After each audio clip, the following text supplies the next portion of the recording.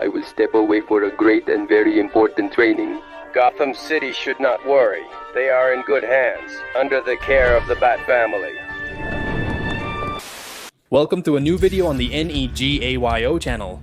This time it's about the 4th season of Harley Quinn, which although the series started quite fun a few years ago, being a parody of everything we know about the Detective Comics universe. It's hard not to notice that the adventures of this anti-heroine have been declining in terms of script quality and all that. In my view, this is far more evident in the final 10 episodes. But you know what? Instead of continuing with this little critique, let's recap some of the most important aspects of this series. No, turn off that music, there's no budget to pay for the rights, thank you. Bruce Wayne caused a zombie apocalypse disaster in Gotham and was locked up in Blackgate for tax evasion. Gordon was removed from his position in the police. Harley Quinn joined the Bat family and King Shark Weddy. Clayface became famous after killing an actor, stealing his identity, and now performs in Las Vegas. Poison Ivy finally accepted Ex Luthor's offer to lead the Legion of Doom. And perhaps the most surprising character development of all was Joker's, who after losing his memory and regaining it, still decided to stay by the side of the woman he loved, and his children, who he genuinely cares for even to the point of risking his life for them, behaving as a role model and almost setting aside his candidacy for mayor. This was shaping up to be one of the best subplots of the entire series in general, but spoiler alert in this season. Did all that amount to nothing? I understand that the series doesn't even take itself seriously, but I insist this was a good subplot. Anyway, let's move on to what happened in this season. Harley and Pam have been struggling to balance their lives and relationship due to their dedication to opposing pursuits. Despite all of Lex's insistence in past chapters for Ivy to accept the position of boss, it turns out that in the end he didn't care about this. And her? Well, no one takes her seriously, because she's a woman. I'm the new chief executive officer. Shit. He gave in to the progressives and hired a... If we wanted a woman as a boss, we'd have girlfriends. Harley, who was now on the side of the good guys. She aimed to separate herself from her past wicked associates. And although she was excited to be part of the Bat family, she soon discovered that this job was not as exciting as she thought. All but Damian respond to a call about mutilated victims. Harley tried in many ways to impress the Bat family, even interrogating Ivy or asking her old acquaintances to find the culprit. Ah, look, this one I know him, and well, in the end she succeeds, remembering Professor Pig looking at photographs of these women before they were attacked. He was allegedly stealing ideal human traits to engineer the perfect human being. The team's next step was to use Nightwing as bait, and it worked. Get on, serious. The line between funny and awkward is very thin. Pig arrived and abducted Nightwing. They pursued him briefly before successfully stopping him permanently. However, this whole plot was to make it clear that Harley still doesn't control, let's say, that impulse towards violence in case it wasn't clear. So, while the vigilantes go out to fight crime, they have left Harley learning from Alfred himself. I'm the damn. Harley Quinn, there's nothing I can learn from an old butler. Ah yes, and Pam got tired of not being taken seriously, so she hired Nora as her assistant. She battled the entire Legion, proving herself the most powerful. Oh no, my system seems damaged. Sits up it. Sparks. And finally, he was able to carry out his socially conscious evil move. She made the news and was starting to be heard. She was even invited to a club of evil, empowered women. The interesting aspect is that we finally meet Talia al Ghul, who has arrived in Gotham to seize control of Gwen Enterprises now that Bruce is imprisoned. And yes, he has another butler now. Pompous, huh? Pompous? As always, I find it superb and all. Seriously, as you know, hey, what a good reference. Talia arrives at the mansion, confiscating the hero's weapons and tech, and attempts to mend her relationship with her son. You're out of diapers? How long has it been? She also became a sort of mentor to Ivy and helped her with some advice to achieve her goals. A conflict of interest quickly turned them into enemies, but the details are not worth exploring. Bane went to Italy to find a spare part for Nora's pasta machine. It's unclear if King Shark had a baby shower. Alfred feared Italy would soon fire him. The rest is uninteresting. Isn't it strange that the butler robs a bank only to end up in the same prison as Bruce, whom he hadn't seen for some time? Although his plan didn't work because they took him to Arkham instead of Blackgate. In this series, anything is possible, including nerfing Alfred. Did you earn your bat outfit? Bitches earn garments. The more time they spent at their respective jobs, the more evident some conflicts became between this couple to keep all those problems out of their relationship. They went to a sinister hotel where Harley attempted to conceal her love for violence. They fought Clayface, who was upset they never attended his shows. Bruce Wayne takes disc jockey lessons in prison and performs at this venue. King Shark became a father. Yes, this episode was a bit weird. Too many irrelevant things, including a musical number. Let's go with the list of enemies and more. Maybe if you want it? Oops, how awful. Let's get back to the main plot. Since the Bat family lost the money from Wayne Enterprises, they now had to find a way to generate income. Since Nightwing didn't want to be an entrepreneur on the blue platform, Batgirl suggested renting out the mansion. This didn't go very well because their first tenants were crazy, so they had to get rid of the problem as their mentor Bess taught them with excessive violence.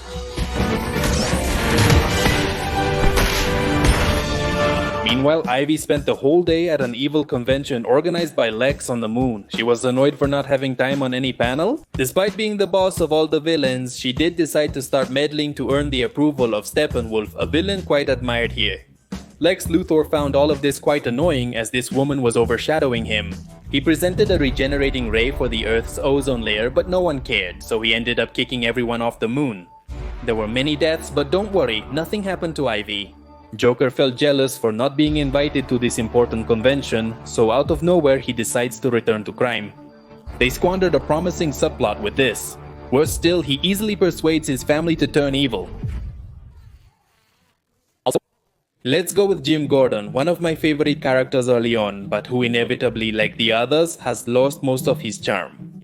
Despite the foolish tragedies in his life, he appears to have finally reconciled with his wife. This in fact lasts about 10 seconds as he is called to work as a security guard at the Legion of Doom building. Meanwhile, the Bat family had some minor adventures. Harley realized her vision was poor in the dark. Supergirl debuts in the series as an eye doctor with a very beautiful design. Suddenly, Batgirl vanished. I can't believe you had plastic surgery when someone is eliminating the Bat family. It's worth noting that Nightwing has had a strained relationship with this former criminal from the start. However, if this were in an alternate universe... Because already... You know what I mean? Dick was convinced that the Bat family was being strategically destroyed. Batman was gone, Alfred was arrested, Talia al Ghul took Damian, and Batgirl was missing. Despite Harley's focused efforts to find her partner, Grayson sadly rejects her. Robin, Batgirl, and I are one. Family, you are alone, Harley. But not in another universe. Why? What must I do for Gotham City? In other matters, Lex Luthor reappeared in the Legion of Doom's hall, and apparently he was very pleased with Ivy's rising popularity after the convention. He even gifted her his Jones team to basically turn her into a big influencer or something like that. This became a bit problematic as they started to harass her and she no longer had time for her apprentices. She didn't even have time for Harley anymore, who had no choice but to team up with Barbara's roommate to go look for her in the mountains. Nightwing grew more suspicious of her, thinking she was leaking intel to the villains. But not in another universe because I know I've already understood the concept. Over the past few nights, Quinn had sleepwalked, and this time even crashed a car. And all because she suppressed her villainous side since she wanted to become a heroine. Upon reaching the mountains, Harley believes that these villains had Barbara kidnapped, but no. She had only come here to rescue her mom after she was abandoned by her dad, but she abandoned her daughter to go to... well, engage in recreational activities. Anyway, all of this took a rather dark turn when Nightwing's corpse fell from a tree. The funeral was held gathering heroes and admirers of the protector of Bloodhaven to whom they dedicated moving words. Heroes are like everyone else and sometimes they die. Or maybe not so moving. Nightwing's contributions to the plot seemed minimal, and the recurring joke about his attributes had grown stale. I found his death quite surprising. These three were attacked again, who, although they were not hurt, decided that the best thing was to put an end to their team. And while all this was happening, Poison Ivy became the most recognized villain in the world. Everyone was talking about her. They made a statue of her, and her apprentices were annoyed to notice that at this point it was as if they did not exist. Extra fact, their names are Terra Volcana and Tefe Holland. The Swamp Thing's daughter, who has already appeared in the season without being mentioned, leaving their gender unclear. Here it seems that they do not identify as either male or female, but whatever. With the death of Nightwing, Poison Ivy began to be congratulated by the villain community even though she had nothing to do with it. She soon found out the Jones were manipulating her social networks to credit her supposed achievements to the former Luthor. This public relations team was like some kind of monster, literally, who got upset every time Ivy didn't want to play along with them. So to get rid of them, Ben recruited his forgotten group of apprentices. Batgirl was getting more and more furious because it was quite uncomfortable working with someone whose girlfriend killed a team member. Harley insisted that Ivy had nothing to do with Nightwing's death. However, many signs indicated otherwise, such as the culprit still having a tracker on, and their current location was the headquarters of the Legion of Doom. Barbara was starting to get out of control, so Harley decided to tie her up. Gordon, being a terrible father, fails to help his daughter, leading to a disaster. Among all the villains,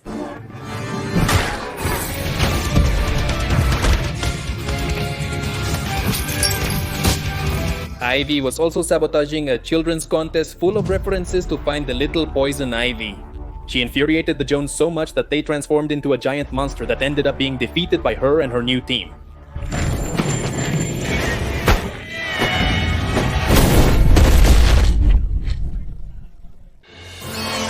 Everything seemed to have gone well for this villainess. The complete opposite of Harley's case, who in addition to being attacked by the last member of her team, also discovers who was the real author of Nightwing's murder. And it also seems like she's going crazy. She starts searching for answers, but Gordon is useless as I mentioned. Ignored by Barbara and Nora, he turns to Ivy, who is busy stealing a time sphere. Harley, lacking time to talk, decides to steal this machine for future travel, and now someone please pay attention to him. Both ended up in a rather apocalyptic Gotham where they were attacked by drones before being saved by a resistance group, led by their daughter named Nightiri. Like the blue girl from Avatar. Remember, technically, Lex Luthor and Superman also have a son, even if it seems biologically implausible. So it happens that in this apocalyptic future, Harley and Jedra are dead and the world is ruled by Robin. With their help, they plan to defeat him for good. They were very proud of their daughter. Well, in the end, it turned out she was a traitor. Or maybe not a traitor, but she just didn't want either of these two. Because when they were alive, they never took care of her. Since I didn't have a name on the first day of preschool, I had to make one up, knowing we hadn't chosen that stupid name. Before being frozen, both try to settle their affairs. They have a small couples session where they tell each other all their problems, and fortunately for them, King Shark's son can save their lives. Ultimately, Ivy realizes she can't focus on the future while neglecting her loved ones in the present. All this while they maternally beat their daughter and manage to escape in the time sphere. And they mention something about Lex Luthor causing the apocalypse, although they should have accidentally prevented the end of the world. Harley programmed the machine to arrive a week after the day they left, so there was nothing they could do anymore. Damn, we leave for a few days, and the Snyderverse took over everything. Well, it happens that during that week some important events took place. For example, Bane finally arrived in Italy to look for the pasta machine part. He wasn't very successful, but since he wanted to impress Nora, giving up wasn't an option. He stumbled upon an old woman who taught him how to make the finest pasta in Italy. Now he had become the best cooking machine in the world, but he was forbidden to leave here with these secrets. This ended with a deal with the old woman, where she let him go in exchange for tickets to the Clayface show in Las Vegas. Although for this, Bane would end up owing a favor to the star. Batgirl was also investigating Nightwing's death and found out that Joker was actually not the killer. This was evidenced during Psycho's podcast. It's over and you can't go back? No. Could I phone my return? As for Lex and his ozone layer regenerating ray, well, this didn't work. The power fell slightly short. He had to call on Volcana's help to cause enough eruptions on the planet and raise the layer by about 3 more meters. Believing it was about something else, Nora did everything possible to prevent it. Luthor remained insistent, sending agents and locking everyone in the building. He would only let them out if they handed over the girl. A massive explosion was necessary for their escape, which unexpectedly aligned with Lex's needs. The ozone layer rose, the beam was launched, the sky darkened. Bane was rejected by Nora, and the time sphere was destroyed. As a result, Superman began to lose his powers. As if that weren't enough, this deprivation of the sun also affected Gedra. They soon discover an accidentally created Harley clone made by Gordon.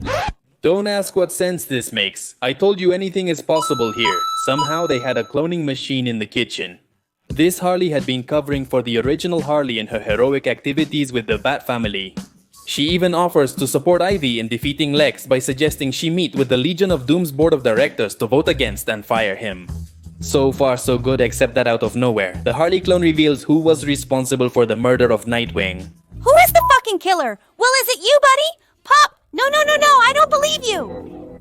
The original Queen allegedly committed this crime during one of her sleepwalking episodes. I believe that term is fictitious. And since she doesn't remember any of that, she goes to Psycho to delve into her mind.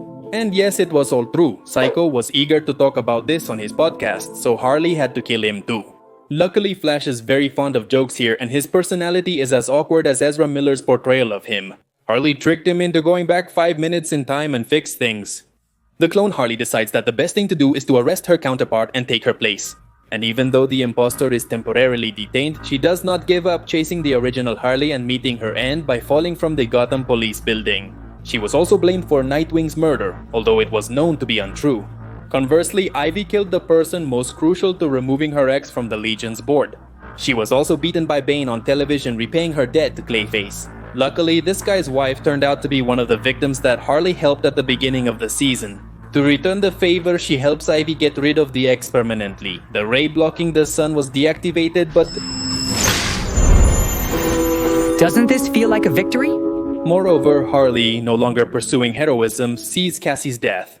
The only friend she has left in the world, Joker ended up being betrayed by his family and kidnapped by Harley. Barbara was paralyzed from the waist down because it's a canonical event, and Gordon swore revenge. Yedra realized that her victory against Lex was meaningless, as her business partners lacked the motivation to act independently. They even planned to attend Luthor's birthday party. I'm unsure of the message this plot conveys. At first it was about women not being able to be hierarchically superior to men. But when they achieve it, they are not interested in continuing and they return to the status quo because that's how things should be. Woohoo! We're making progress in challenging patriarchal systems. Ivy was so upset that she took Harley to the moon, where they unexpectedly found Superman in a terrible condition. He tried to warn her about Lex Luthor, who had become quite powerful, taking the powers and hair of the Kryptonian. Lex showed up at the party and Ivy did everything possible to kill him in front of everyone. Even with Harley's help, this didn't work and they were humiliated in front of the villains. Plan B was to try to take over the planetary laser with the help of Barbara, who was now very skilled at hacking things. She caused Lex an accident and helped people escape from the buildings that Ivy was about to destroy, like her ex-partner's businesses. Again, the Legion of Doom building and even the hotel where Clayface lived, so maybe this time he died. Steppenwolf as Ivy's friend appeared one last time to take away Lex Luthor and Harley and took the trouble to save Superman. The moon split in half and 3 days later, Bruce Wayne got out of jail just as Alfred was about to be processed to Blackgate. Joker was sent to Gordon so that he could do whatever he wanted with him.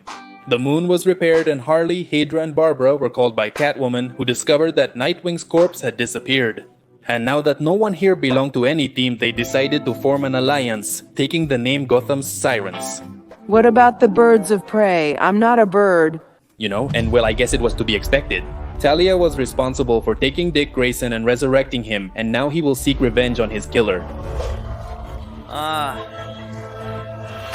But not in another universe. Why? This season of the series was the worst so far. In my opinion, the episodes were not as good as previous seasons. And I don't know, it's like they lost a lot of the charm they started with. I mean, what was the point of the whole season if they left the main characters almost in the same place? Bruce Wayne was unaware of Nightwing's death. He didn't attempt to reclaim his company from Talia and instead gave presentations to supervillains. He was indifferent to Lex Luthor privatizing the sun, the chaos in Gotham, and Joker shooting Barbara. But when he sees a couple of buildings explode, now he decides it's time to get out of jail and come back as Batman. What lazy writers. Harley and Jedra's stories are typical, with characters desiring to try something new. In the end, they discovered it wasn't what they truly wanted. These adventures usually last a few episodes in other series, but the whole season seemed too much to me. Anyway, maybe this will be useful for the next spin-off about Kite Man, which is already confirmed to be coming to home box office max. There's no confirmed 5th season for Harley Quinn yet, but without a doubt, this finale is leaving the door open for a renewal. We'll see if the same thing doesn't happen as with Young Justice, about whom absolutely nothing has been said to date. But well, you can't blame him if that last season was also very boring. If you liked the video, don't forget to share to help me in my eternal battle against the YouTube algorithm. And in the meantime, I have nothing else to say but total thanks for stopping by, folks. My name is Alex for the NEGAYO channel. See you later.